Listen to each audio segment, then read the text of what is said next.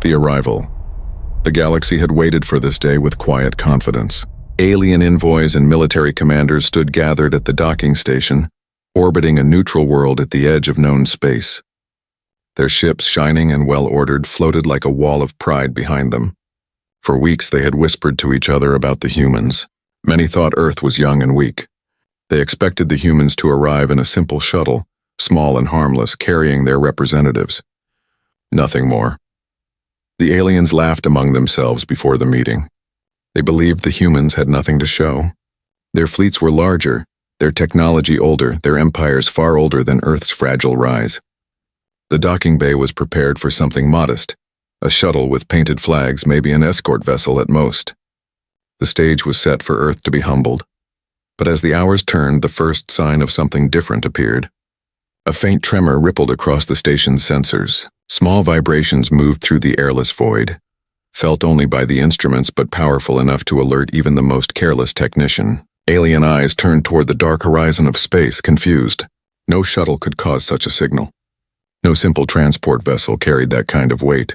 The stars began to fade. A shadow spread across the docking bay as something enormous blocked the light. The station fell silent. The alien fleets went still. At first, it was difficult to understand the scale. Only when the massive shape moved closer did the truth strike them. It was no shuttle. The battleship emerged like a beast rising from the depths of the ocean. Armor stretched across its surface like the skin of a giant. Rows of cannons and weapon arrays glowed faintly, dormant yet alive as if they breathed with the rhythm of the ship itself. Towers rose from its back like fortresses within fortresses. Every window glowed faintly, thousands of tiny lights marking the presence of human crew. The vessel stretched so far that even from the docking station, its edges could not be fully seen. The aliens had expected something that could fit inside the hangar. Instead, they were met with a ship so large it eclipsed the hangar entirely. Its arrival silenced every whisper, crushed every arrogance, and forced every commander to face the truth. Earth had come prepared. The docking bay lights flickered as the battleship's gravity field pressed against the station systems. Alarms whispered to themselves, unsure if they were meant to sound. Some alien officers reached for their comms, others froze, unable to speak. The silence was more terrifying than any weapon. The humans had not fired a shot. They had not spoken a word. Yet the battleship's presence alone was louder than thunder. The alien envoys tried to stand tall, but their scales, feathers, or skin betrayed them. Some shivered. Others hissed quietly to themselves. Pride began to slip away like water through their fingers. They had thought Earth was late to the table of empires. But now, as the battleship loomed, they began to wonder if Earth had been hiding its strength all along. The ship moved closer, slow and steady, without fear of the fleet surrounding it. The aliens had sent dozens of warships, patrol craft, and cruisers to make a display of their unity. Against this single battleship, they suddenly looked small, fragile like children standing before a predator. Inside the station, a delegate from the reptilian Harkoon Empire whispered to his aide. "This is no envoy vessel," he muttered, his scaled mouth dry. His aide only nodded, unable to speak. A representative from the insectoid Koresh clicked her mandibles in agitation. Why would they bring a warship? Do they intend to insult us? But no one answered her. They could all feel it. This was not insult. This was something else, something far more deliberate. The battleship finally halted. Its engines, glowing a cold blue, dimmed to silence. It did not request docking. It did not bow to station protocol. It simply waited, suspended in the void, dominating the view like a mountain placed among insects. Every alien commander knew at that moment that humanity had sent a message without speaking. A shuttle would have shown weakness. But this was declaration. This was proof that Earth did not step onto the galactic stage as a child seeking acceptance. It came as a power demanding recognition. The station's control screens flickered, catching signals from the massive ship. Its name appeared in alien translation. The words chilled even the bravest among them. Earth's retribution. Gasps filled the hall. The name was heavy, chosen not for peace but for memory and warning. Retribution meant something had been endured, something had been survived, and something had been prepared in return. No one moved. The silence stretched longer. The galaxy had expected humility, Instead, they were staring at Earth's most powerful battleship, armed with secrets no one had thought possible. And still, no voice came from the human side. No broadcast, no greeting, only silence. The silence itself spoke louder than 1,000 speeches. For the first time in many years, the great empires felt small. They realized that they did not know humanity as well as they believed. They had expected a shuttle. They had received a nightmare. The stage was no longer theirs. It belonged to Earth. Shock and fear. The battleship did not move, yet its presence was enough to crush the courage of the watching empires. The docking station floated in silence, filled with nervous eyes and tense voices. For a moment, no one knew what to do. The arrival of the massive Earth warship had broken every expectation. The aliens had prepared speeches, rehearsed formal greetings, and even prepared small jokes about the young race of humans. But all of that had vanished the instant the shadow of the warship fell upon them. Inside the observation hall of the station, the alien envoys shifted uncomfortably. Their postures, once proud, were shrinking. The reptilian Harkoon delegate adjusted his ceremonial cloak, trying to hide the twitch in his scaled tail. The insectoid Koresh emissary rubbed her clawed fingers together, making a sound like broken glass. The avian representatives lowered their wings, unable to keep them spread with dignity. Every gesture betrayed one thing: fear. The warship's size was not just overwhelming. It was insulting. A shuttle would have been a polite entrance. A frigate might have been considered bold. But this battleship was not diplomacy. It was power made flesh, a mountain of metal declaring silently that humanity had nothing to fear.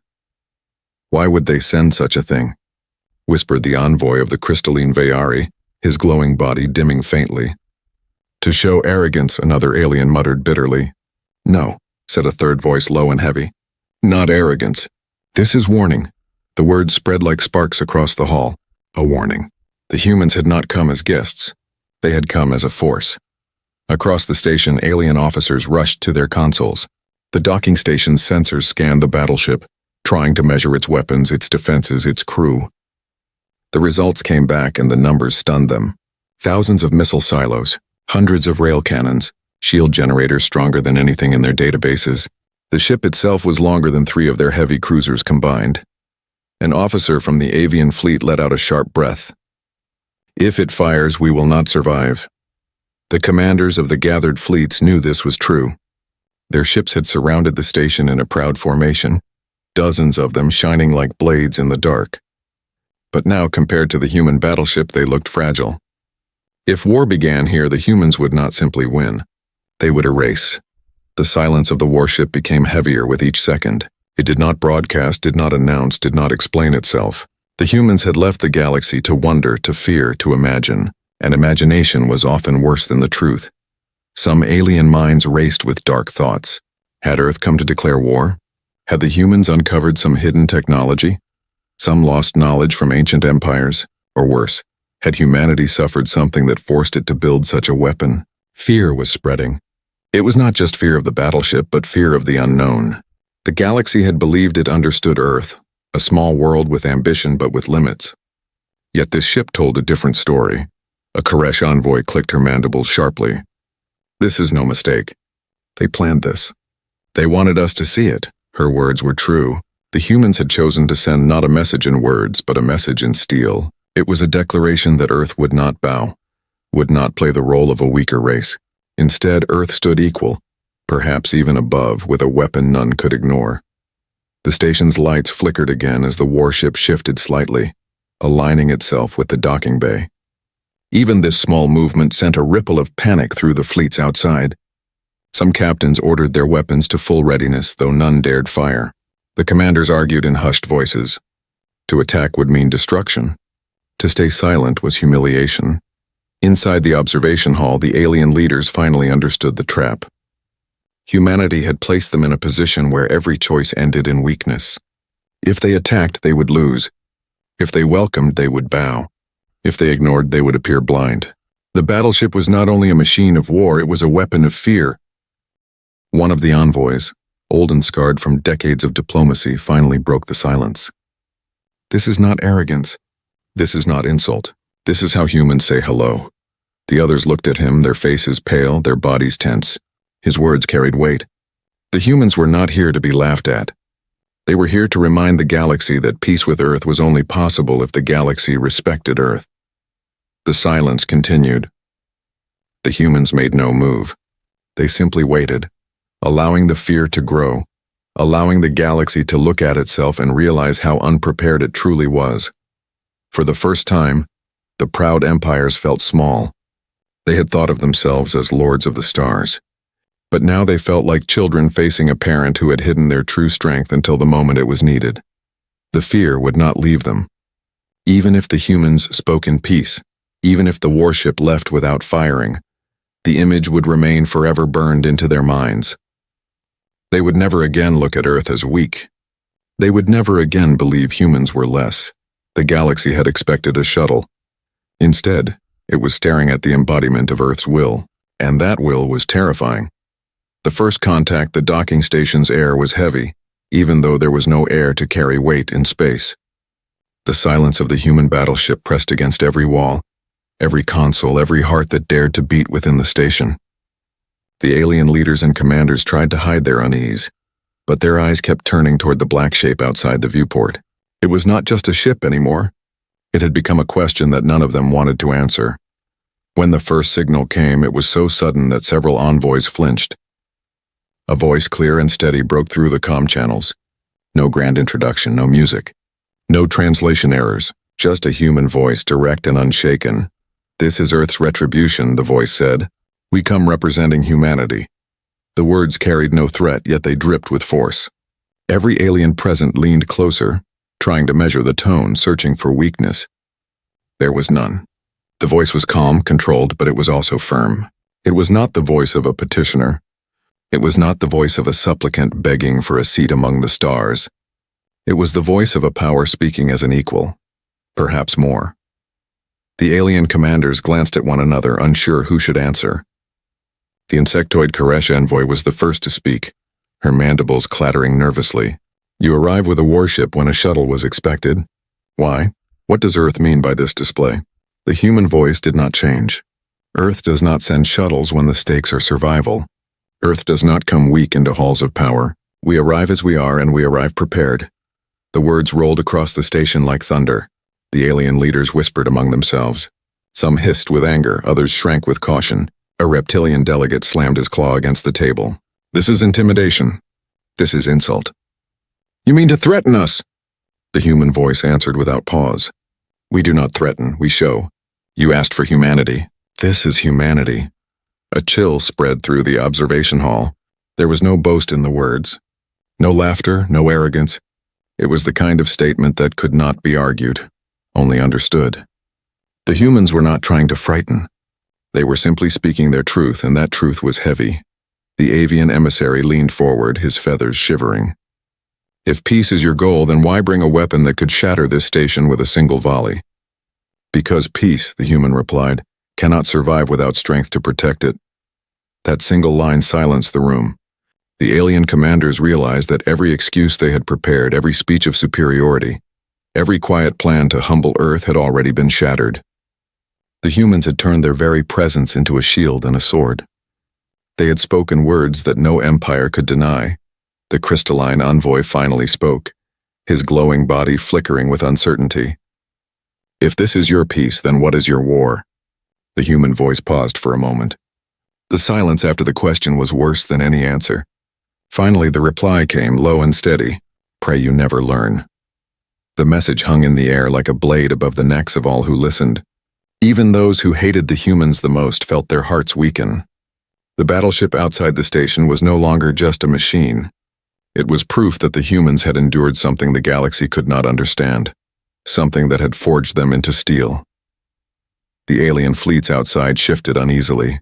Captains whispered over encrypted channels, debating whether to act, whether to retreat, or whether to hold position. No one wanted to be the first to challenge the humans. The image of the warship had burned too deep into their minds. Within the observation hall, the oldest delegate, scarred and weary from centuries of galactic politics, rose to his feet. His voice was thin, but his words were strong. "The humans have spoken. We cannot deny what we see. They do not come as beggars. They do not come as children. They come as equals or perhaps as something more. Let us decide now. Will we accept this or will we prepare to be broken by it? His words spread quickly, carried by fear and awe alike. The humans had said little, but they had said enough. They had given no threat, but every alien knew what would happen if they were ignored. The comm channel flickered one last time. The human voice spoke again. We seek peace. We offer cooperation. But know this, Earth does not kneel. And if Earth must fight, Earth does not lose. The channel went silent. No more words followed. Only the quiet hum of the massive ship outside, waiting, watching, as if daring the galaxy to choose its next step.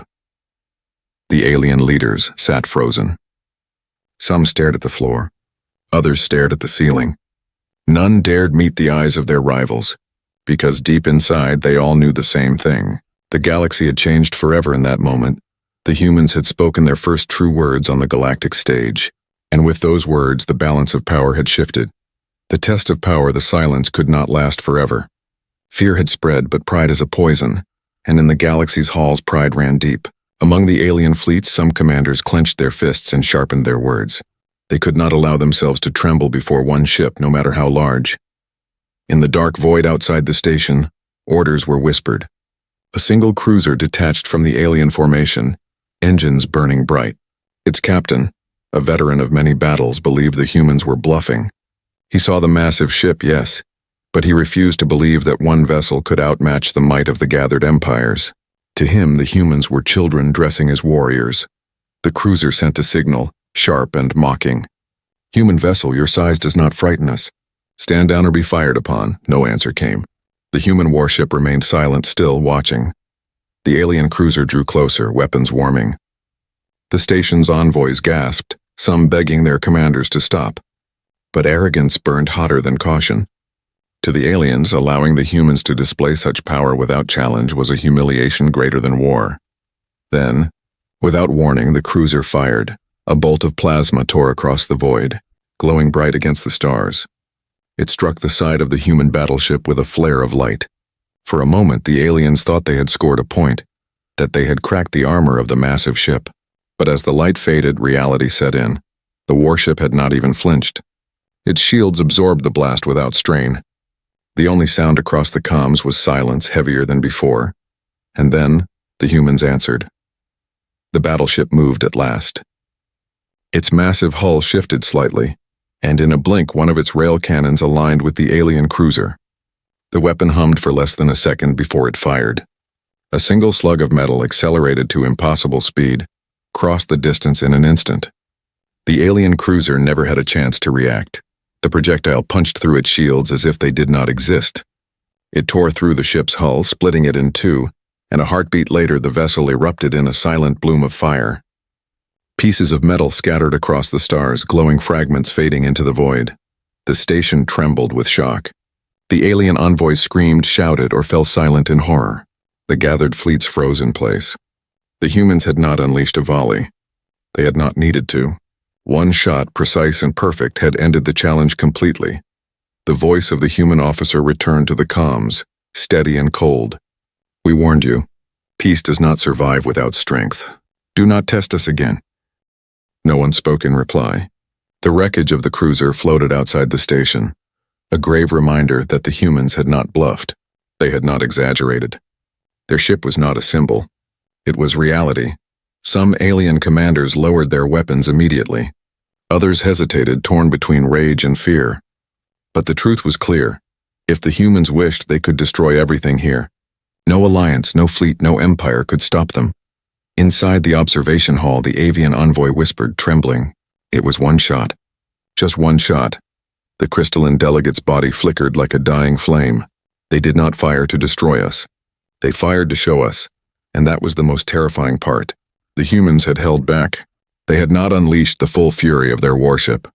They had used the smallest display possible, enough to kill but not enough to start a war. It was a lesson, not an execution. The empires realized the trap had closed tighter. They could not claim the humans were bluffing. They could not deny the evidence before their eyes.